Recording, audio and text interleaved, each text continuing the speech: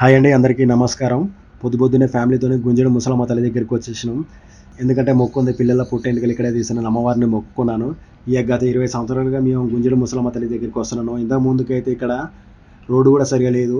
ఇప్పుడైతే రోడ్డు కూడా చాలా డెవలప్ చేసిరు, రూమ్స్ కూడా కట్టిరు. అసలు ఇంతకు ముందుకైతే చాలా ఇబ్బంది అయ్యేది, ఏం దొరకపోయేది అసలు ఇక్కడ.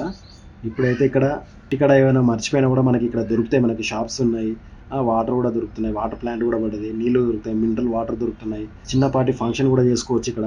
చూడండి ఎలా ఉన్నది రూమ్స్కి. అసలు మేము ఏంటంటే రాగానే మేము ఒక రూమ్ తీసుకున్నామండి. రూమ్కి వచ్చేసి రోజుకు 500 రూపాయలు రూమ్కి. ఇంతకు ముందుకైతే ఏం లేదు, చెట్ల కింద పోయి వండుకునేటోళ్ళం.